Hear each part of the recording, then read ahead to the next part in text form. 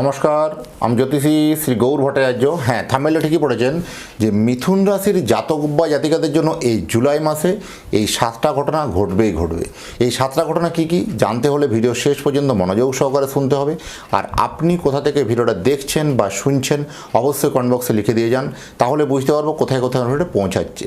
আর আমি জ্যোতিষী শ্রী গৌর ভট্টাচার্য, আমার চেম্বার হলো সারা ভারতবর্ষে একটাই চেম্বার, প্রতাপবাগান 6 নম্বর সরণি, বাঁকুড়া। অন্যান্যদের মতো বিভিন্ন পাড়ায় পাড়ায় চেম্বার, বিভিন্ন শহরে চেম্বার, বিভিন্ন হোটেলে চেম্বার আমার নেই। আমি এটাই বিশ্বাস করি যে সঠিক বিচার বা সঠিক প্রতিকার করতে পারলে 10টা 20টা চেম্বার করার কোনো প্রয়োজন নেই, বিভিন্ন জায়গায় যাওয়ার প্রয়োজন নেই, এক জায়গায় বসলে সমস্ত জায়গার মানুষ আসতে পারবে। আমি সেই বিশ্বাস রেখে 2010 সাল থেকে একই প্রফেশনে যুক্ত আছি। আমার সম্বন্ধে আরও জানতে হলে গুগলে গিয়ে সার্চ করে লিখুন অ্যাস্ট্রোলজার গৌর ভট্টাচার্য, সেখানে সমস্ত তথ্য আমার সম্বন্ধে জানতে পারবেন। জ্যোতিষ মানে কোনো 1 মিনিটের ফলাফল বা 2 মিনিটের রেজাল্ট বা 1 মিনিটের মধ্যে ভাগ্য বদলে দেওয়া এরকম কিছু বিষয় নয়। আপনি যে সময় জন্মগ্রহণ করেছেন সেই সময়কার আকাশের গ্রহ নক্ষত্রের স্থিতি, আকাশের স্ক্রিনশট বলি আমি, কারণ স্ক্রিনশট হচ্ছে আপনি যে সময় জন্মগ্রহণ করেছেন সেই সময়কার আকাশের যদি স্ক্রিনশট নেওয়া যায় যে কোন গ্রহ কোথায় ছিল, কোন নক্ষত্রের সাথে ছিল, সেটাই আপনার জন্মকুণ্ডলীর মধ্যে লিপিবদ্ধ আছে। সেই স্ক্রিনশট দেখে কিন্তু আপনাকে প্রেডিকশন করে দেওয়া সম্ভব, বলে দেওয়া যায় যে আপনার আগামী দিনের রুট ম্যাপ কোন পথে হওয়া উচিত, কোন দিকে সাকসেস হবে। আপনি মোবাইল থেকে এখন ভিডিওটা দেখছেন বা কোনো ল্যাপটপ থেকে দেখছেন হতে পারে, তো মোবাইল থেকে যদি দেখেন, ধরুন মোবাইলের একটা স্ক্রিনশট যদি নেন, তাহলে এই মুহূর্তে যে এখন আপনার কাছে ছবি যে দেখলেন সেই ছবিটা একটা প্রতিলিপি আপনার গ্যালারিতে সেভ হয়ে রইল। ঠিক অনুরূপভাবে আপনি যে সময় জন্মগ্রহণ করেছেন সেই সময়ের আকাশের গ্রহ নক্ষত্রের পরিস্থিতিটাও আপনার সেই পজিশনটা জন্মকুণ্ডলীর মধ্যে লিপিবদ্ধ আছে যে এই গ্রহ এই জায়গায় আছে, এই গ্রহ ওই জায়গায় আছে। মিথুন রাশির সাপেক্ষে দেখুন, যারা অলরেডি ফেসবুক থেকে দেখছেন পেজটা একটু শেয়ার করে দিন। আর আপনার অবশ্যই একটা শেয়ার করলে আর একটা মিথুন রাশির উপকার হবে, আর আপনি সেই উপকার করতে অবশ্যই ভালোবাসেন। কারণ মিথুন রাশি জাতক বা জাতিকারা এমনিতে পরোপকারী হন। এদের মন মানসিকতা অত্যন্ত দোমনা মানসিকতা, ফিকেল মাইন্ডের মেন্টালিটি। এরা কোনো জিনিসে ডুয়েল মেন্টালিটি, সহজে কোনো সিদ্ধান্ত নিতে পারে না। সব সময় এটার জন্য হতাশায় ভোগে, আমি এটা করব ওটা করব ওটা করব, এটা করতে গিয়ে অনেকটা সময় অপচয় করে দিয়ে আলটিমেট করা হয়ে ওঠে না কোনোটাই। একগাদা চিন্তাভাবনা, অনেকগুলো চিন্তাভাবনা, একগুচ্ছ চিন্তাভাবনা নিয়ে প্ল্যানিং নিয়ে কিন্তু এগায়। এদের সোর্স অফ ইনকাম কিন্তু একাধিক থাকা উচিত, একাধিকভাবে থেকে আয় আসবে। এবার আমি গ্রহগত পজিশনটা একটু বলে নিই। আমি আগে মিথুন রাশির জাতক বা জাতিকাদের জন্য দ্বাদশ স্থানে মিথুন রাশি সাপেক্ষে দ্বাদশে মঙ্গল, দ্বিতীয় স্থানে বৃহস্পতি, তৃতীয় কেতু, নবমে রাহু এবং দশমে শনি। এই দশমে শনি মানে অনেকেই ঘাবড়ে যাবে।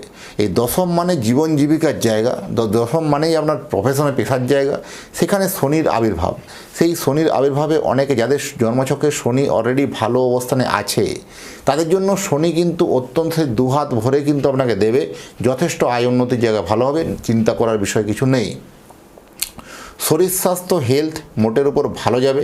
বিভিন্ন ব্যথা জাতীয় সমস্যাগুলো একটু বাড়তে পারে, পায়ের ব্যথার সমস্যা একটু বাড়তে পারে, নার্ভ সংক্রান্ত কোনো প্রবলেমগুলো বাড়তে পারে।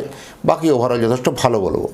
অর্থনৈতিক জায়গাতে কোনো আটকে থাকা টাকা, কোনো অনেক দিন থেকে টাকা কাউকে দিয়েছিলেন সেই টাকা ফেরত পাচ্ছিলেন না, সেই সব টাকাগুলো রিকভারি হওয়ার সম্ভাবনা বেশি। ব্যবসা ক্ষেত্রে একটা ভালো দিক কিন্তু লক্ষ্য করতে পারবেন, ব্যবসা ক্ষেত্রে একটা ভালো দিক কিন্তু আপনার জন্য আসবে। চাকরি ক্ষেত্রে একটা ভালো গুড নিউজ দেখতে পাবেন। চাকরি ক্ষেত্রে হঠাৎ করে কর্মের জায়গায় একটা পদোন্নতি, হঠাৎ করে কর্মের সুযোগ মিলতে পারে। অনেক দিন থেকে কোনো পরীক্ষা বা এক্সাম দিচ্ছেন, কর্মের পরীক্ষা দিচ্ছেন, সেটাও না সাকসেস হবে। যারা ছাত্রছাত্রী আছেন, যারা স্টুডেন্ট আছেন, বিভিন্ন কম্পিটিশনমূলক পরীক্ষাগুলো আপনার জন্য ফেভারে হবে, যথেষ্ট আপনার জন্য ভালো বলবো। হাউস ওয়াইফ যারা ছিলেন অনেক দিন থেকে আপনার কথা বা আপনার মতকে গুরুত্ব দিচ্ছিল না, যারা বিভিন্ন ক্ষেত্রে হাউস ওয়াইফ ছিলেন যাদের কোনো গুরুত্ব দিচ্ছিল না, এবার কিন্তু কথাবার্তার গুরুত্ব বা আপনার গ্রহণযোগ্যতাটা বাড়বে। কোথাও দেখবেন আপনাদের কোনো প্রপার্টি কোনো লেনদেন করতে গিয়ে আপনার কোথাও একটা গেন হতে পারেন, প্রপার্টি কোনো কেনাবেচা করতে গিয়ে এটা ভালো হতে পারে, পৈতৃক সূত্রে কোনো সম্পত্তি প্রাপ্ত সম্পত্তি হতে পারে। বিবাহ ম্যারেজ লাইফের জায়গা যথেষ্ট কিন্তু ভালো বলবো, ম্যারেজ লাইফ যথেষ্ট আপনার জন্য ভালো হবে। কারণ বিয়ের জায়গাতে কোনো ভুলভ্রান্তি যাদের ছিল বা বিয়েটা বারবার কেটে যাচ্ছিলো, সম্বন্ধগুলো বারবার ভেঙে যাচ্ছিলো, এবার সেটা কিন্তু ফাইনাল কিন্তু হচ্ছে, বিয়েটা আপনার ফাইনালের একটা কথাবার্তা এগোবে। তাই এক্ষেত্রে কিন্তু যারা নতুন বিয়ের জন্য ফাইনাল করতে চলেছেন তাদের ক্ষেত্রে একবার বলবো আমি, জোটক বিচার বা কুণ্ডলী মিলিয়ে কিন্তু বিয়েটা করুন। কোথাও একটা কোনো ভুল ইনফরমেশন বা ভুল তথ্যে বিয়ে হতে পারে, সচেতন থাকা অত্যন্ত জরুরি আছে। বিবাহিত জীবন যথেষ্ট ভালো বলবো। যাদের আইনি জটিলতা বা আইনি ঝামেলা চলছিল সেগুলো কিন্তু মিটে যাবে। হঠাৎ করে দুজনের মধ্যে আলোচনা সাপেক্ষে একটা কিন্তু ঘটনা ঘটতে পারে, আলোচনার মধ্যে একটা সম্পর্কগুলো ভুল বোঝাবুঝিগুলো মিটে যাওয়ার সম্ভাবনা বেশি। আবার আপনাদের দুজনের মধ্যে দাম্পত্য সুখ মিলবে।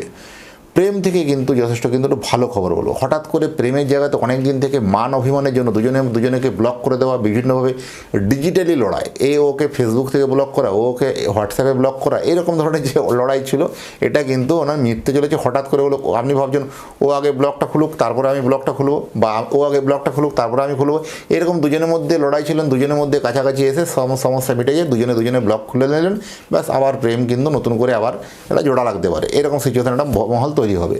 আপনার মানযশ কিন্তু বাড়বে। বিশেষ করে আপনার পরিবার ক্ষেত্রে যে মানযশগুলো কমে গেছিলো, যে আপনি ভেবেছিলেন যে আপনি কিছু করতে পারবেন না, বা আপনার যতটা পরিমাণ এফোর্ট বা আপনি চেষ্টা করছেন সেই জায়গাটাতে আপনি কোনো মতেই আপনি পেরে উঠতে পারছেন না, আপনাকে তাচ্ছিল্য ভাবছিল, এবার কিন্তু আপনার কাছে এটা প্রমাণ দেওয়ার পালা যে আপনি কোনো অংশে কম নন। আপনি এখান থেকে কিন্তু যে কার্ভের মতো সফলতা কিন্তু পাবেন, এটুকু হলফ করে বলতে পারবো। ভ্রমণ আপনার হবে, ভ্রমণের জন্য আপনারা একদম রেডি হয়ে থাকুন, ভ্রমণ যথেষ্ট আপনার জন্য ভালো হবে। স্টুডেন্টদের জন্য যথেষ্ট ভালো সময় বলবো, এই সময় কোনো কম্পিটিশনমূলক এক্সামগুলোর জন্য যথেষ্ট ভালো। জমি বা বাড়ি কেনাবেচার জন্য যথেষ্ট ভালো হবে। যারা বিশেষ করে এক্সপোর্ট ইম্পোর্ট ব্যবসা করেন, যারা ব্যবসায়ী মানুষ, তাদের জন্য এই সময় কিন্তু একটা ভালো দারুণ সুখবর আসবে। কারণ চাকরিজীবীদের যেমন বললাম একটা ভালো অপরচুনিটি, ভালো সুযোগ মিলবে, কর্মে একটা পরিবর্তন বা কর্মে একটা পদোন্নতির জন্য চাকরিজীবীদের জন্য।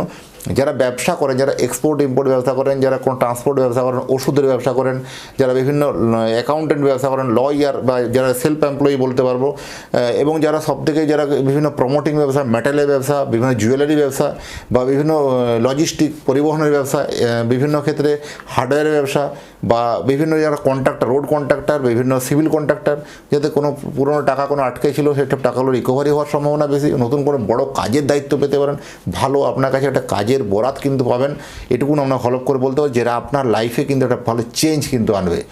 এই যে জুলাই মাস, এই জুলাই মাসে আপনার জন্য, মিথুন রাশির জন্য বিশেষ করে মা লক্ষ্মীর কৃপা আপনার উপর বর্ষাবে, বা এই জুলাই মাসে আপনি এতটাই একটা কৃপা লাভ করবেন, বৃহস্পতির কৃপা লাভ করবেন, যে অর্থভাণ্ডার কিন্তু আপনার কিন্তু পূরণ হবে, বা অর্থভাণ্ডার কিন্তু আপনার ভালো হবে। কারণ এই ক্ষেত্রে দেখবেন অনেকে আমাকে কমেন্ট বক্সে লিখেন, কই আমার তো ক্ষেত্রে ঘটনাগুলো ঘটছে না বা মিটছে না। এটা আমারও প্রশ্ন, কারণ গ্রহগত যে পরিবর্তন, গ্রহরাজটা যে পরিবর্তন হচ্ছে, মুভমেন্ট করছে, এটা তো সত্য কথা। তো আপনার জীবনে কেন হচ্ছে না সেটা জানার জন্য জন্মছকটাকে চুলচেরা বিচার বিশ্লেষণ করতে হবে। কারণ যদি আপনার ডিটেলসে বিচার না করেন তাহলে জানতে পারবেন না যে কোথায় ভুল বা কোথায় আপনার সমস্যা আছে। সেই সমস্যাগুলোকে থেকে বেরিয়ে আসার তার রাস্তা, তার সমস্ত কিছু আপনাকে আলোকপাত করা হবে, পুরো ডিটেলসে বোঝানো হবে। আর আপনি যদি চাইছেন যে আপনার সন্তানের জন্য একটা জন্মকুণ্ডলী, অবশ্যই উপরে দেওয়া নাম্বারে থেকে যোগাযোগ করুন। আর যারা বসের সব থেকে বসে রাখি বিদেশে গিয়ে চাকরি করছেন, যারা বিদেশে থাকেন, যারা দেশ থেকে দেশান্তরে দূরে গিয়ে চাকরি করছেন, তাদের কর্মক্ষেত্রের জায়গাতে একটা ডিস্টার্ব বা একটা মেন্টালি হ্যারাসমেন্টের জায়গা, মেন্টালিভাবে চাপ একটা বাড়তে পারে। নেক্সট স্টেপ কী হওয়া উচিত বা নেক্সট পদক্ষেপ কী হওয়া উচিত, একটা জন্মছকটাকে অবশ্যই সেটা বিচার বিশ্লেষণ করে দেখে নেওয়া উচিত। যাক, এতক্ষণ ধরে অধীর আগ্রহে যারা ভিডিওটা দেখছেন বা শুনলেন, তাদেরকে এবং তাদের পরিবারের প্রতি মঙ্গল কামনা করে আজকের ভিডিওটাকে এখানেই শেষ করব। নমস্কার।